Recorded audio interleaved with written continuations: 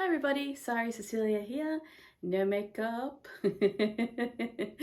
Completely looking into the behind the scenes of how I paint. So I really wanted to share with everybody how I channel paintings, the process and what I feel and what I hear, what I see.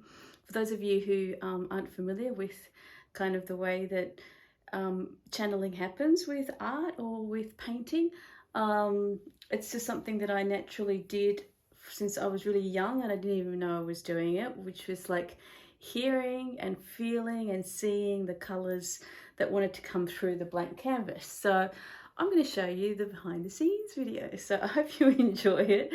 I want to share the process so that you can see what my passion is when I channel paintings.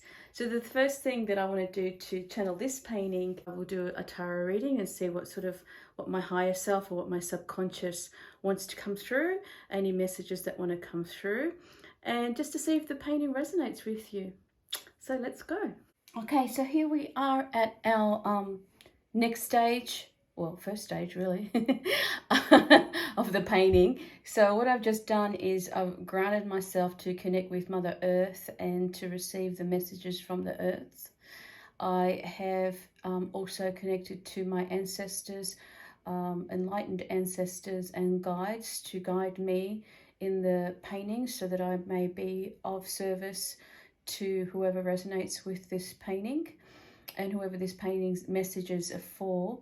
So I'm connecting now with Mother Earth and to my ancestors' line. So I've got two channels running, one moving from my crown chakra down into the earth to ground me and keep me balanced and safe, and also from Mother Earth going up back at my back into the ether to receive the messages and the wisdom.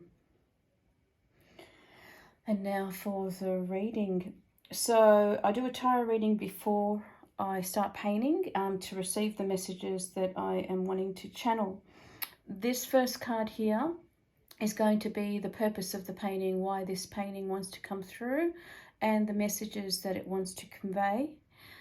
This center card here is going to be the physical action that we can take in this world to fulfill our purpose and our reason for the painting.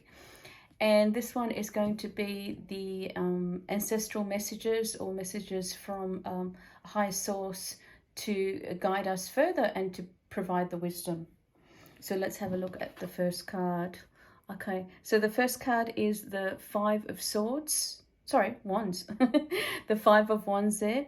And the message that I'm getting is that there is a fight in us. There is a fight that we have with others because we're wanting to fulfill our purpose and our needs, our heart needs, our heartfelt needs. So this painting is telling me that it wants to send a message to someone who wants to fulfill like a spiritual need or a heartfelt need to be of service to somebody or to people, and they're struggling, and it's like an internal struggle where they're fighting with themselves, arguing with themselves. This one's like representing doubt, this one represents frustration, this one represents need, this one represents heart. Not literally, but you know, there's just a lot going on and there's like a clash, but it's all about wanting to take that action. So this is not a message for somebody who is kind of thinking about what they want to do, but somebody who's really ready to take action, but they're not sure what to do because they're struggling with that internal, the internal struggle really of head versus heart. And the heart is really strong and wants to send the message, but the head is also very strong and is wanting to set that doubt and, you know, like things like, who's going to listen to me? I'm not really ready. What am I really doing? This is ridiculous. You know, all those sorts of negative things, but the heart really jumping forward and going, no, I really want to do this. So it's the internal struggle with the Five of Wands is showing us. Let's have a look at the action that we can take to Okay, it's the Ten of Wands. The Ten of Wands is about overwhelm. So it feels like to me that this message is for somebody who has a lot of passion and really starts to move things forward, but then they get overwhelmed because they're just doing too much all at the same time, taking on too much, doing it all themselves, not resting, not pausing, not reflecting, just go, go, go, go, go, because the passion is strong. And I'm really starting to relate to this in terms of the way that I really want to help others and you know, I'm of service to others, and then I get really passionate and I write these huge lists and make these huge overwhelming lists of things I want to do. And some of you might be able to relate to that. And then, you know, you get stuck in the lists and you forget about the real reason of your heart and your purpose. And you start sort of focusing on the head and the technical stuff. And the dream kind of dies in the mind because it's not from your mind, it's from the heart. So that overwhelm, struggle, tension starts to build to the point where you kind of just give up.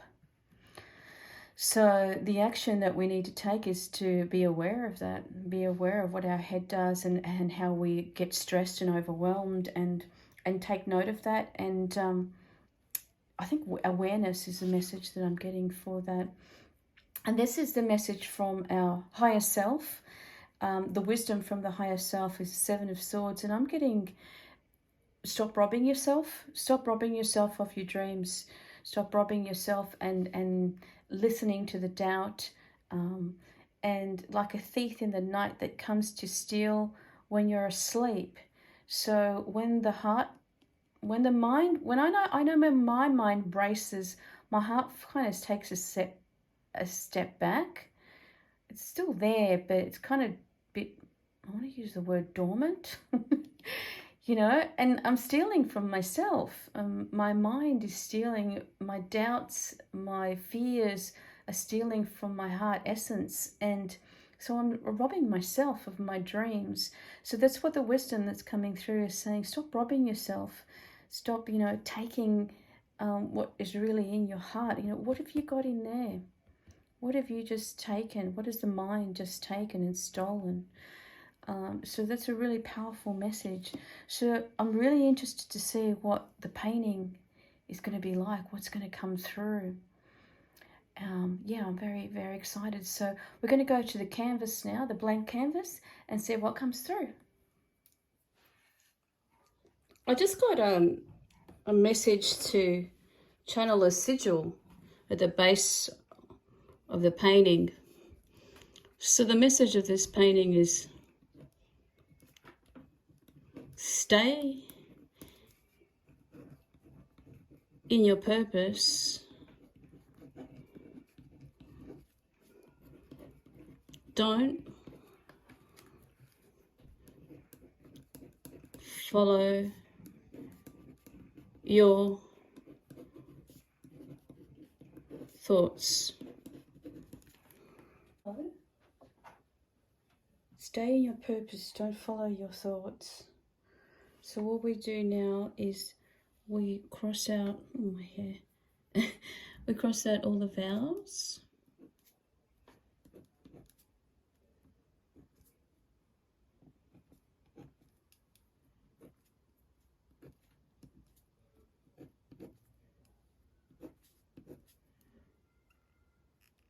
And then we cross out all the repeating letters. So S, T, S, T, S, T, T, Y, Y and Y, Y, R, R, R. Let's see what we're going to have left. Oh my gosh. P is repeating. So that's all of those gone, except for the N. N is gone. So I've got D, F, take out those L's. All the U is gone. So I've got D, F, W, H is gone, and G. So I'm going to do them in capital D, F,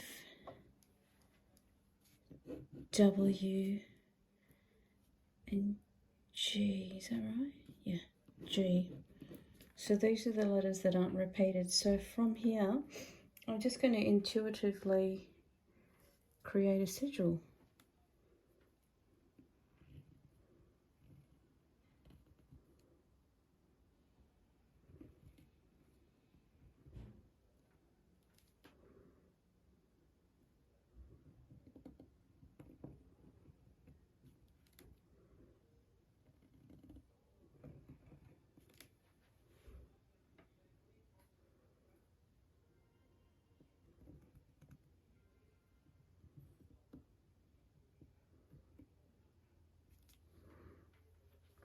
So then from that I will simplify it again.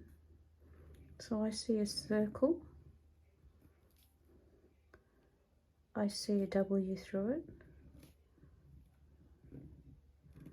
Yep. And then I see the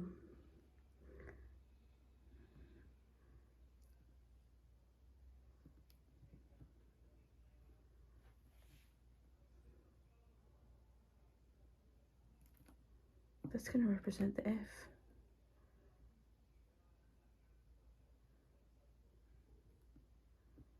There. There. So I'm going to paint this. Oh, you can't see that. Sorry. So I'm going to paint this into the base of the painting, because the essence of the painting is stay in your purpose, don't follow your thoughts. From the reading, from the tarot reading, that's what came through.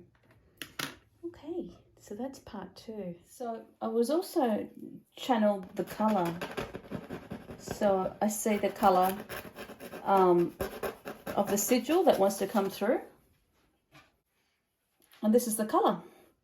It's kind of like it's a viridian green, but I reckon like the green because it reminds me of peacefulness, tranquility, and staying in your purpose.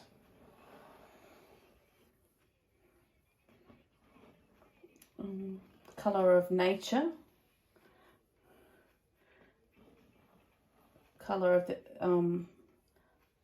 Mother Earth. It reminds me of this, and brown reminds me of Mother Earth. Definitely green, tranquility, peace, nature.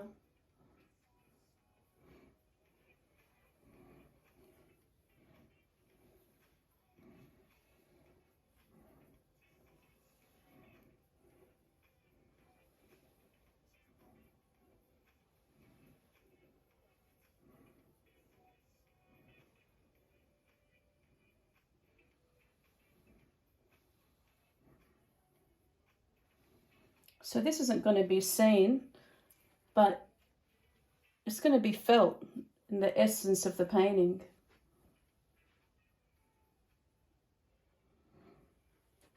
And the reason why it's going to be felt is because of my intention, what I put into the painting, my will, my intention.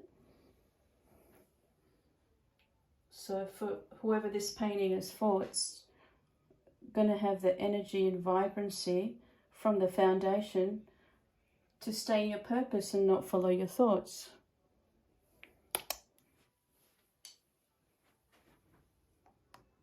So because I love painting so much, I sometimes feel called to do an oil painting like this one, but I also paint in watercolor and acrylics. So I use all the paints. But the thing about oil painting is it takes a long time to dry, so I'm going to work around it.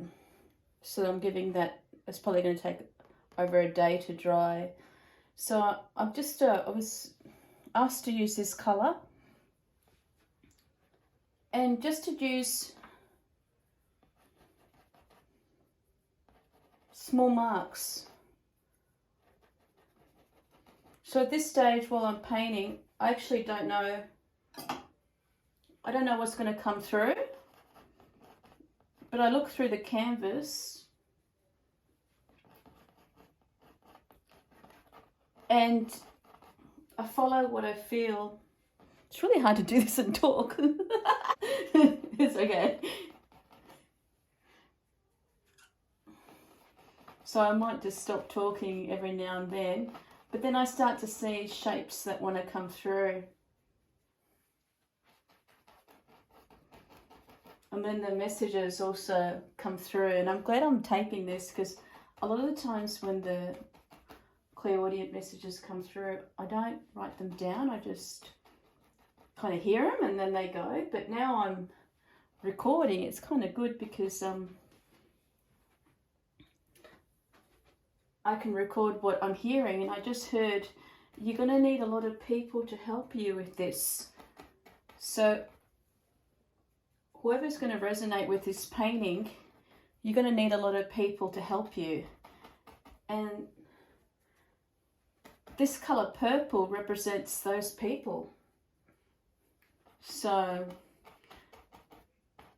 this could be an abstract painting. It's not necessarily going to be a figurative painting. It could be, but even if it's just an abstract painting made up of colours, the purple, you're going to know now, is going to represent the people who are going to help you to fulfill your purpose. So you're not going to do this alone. And to me, in colour magic, which is what I practice as well in my life, colour magic, I use the colour purple to connect with my enlightened ancestors, with higher beings, with my higher self. So in this painting, the people who are going to help you are going to bring that wisdom, are going to bring have a high consciousness, a high level of consciousness, or they've worked on themselves. They're going to inspire you spiritually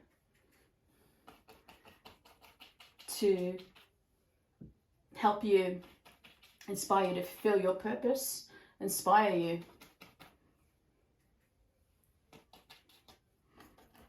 And this is them. 1, 2, 3, 4, 5, 6, 7, 8, 9, 10.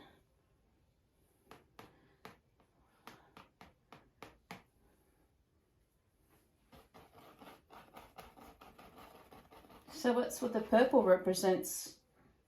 Now I'm getting called to do a purple circle here, but a lighter kind of lilac. So just follow that.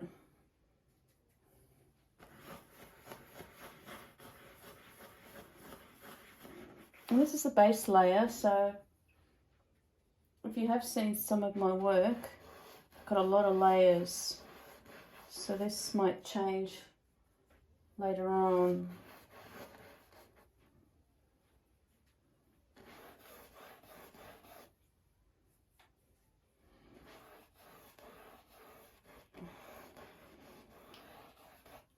And when you paint intuitively, you really have to I find that you really have to relax and follow and trust, because, you know, I can hear my mind, my thinking mind, trying to creep in and go, what is that? What are you painting? It doesn't look real. What's it supposed to be? You're supposed to be painting realistically. So you hear those thoughts, you acknowledge them, and you just keep following. So that's the process.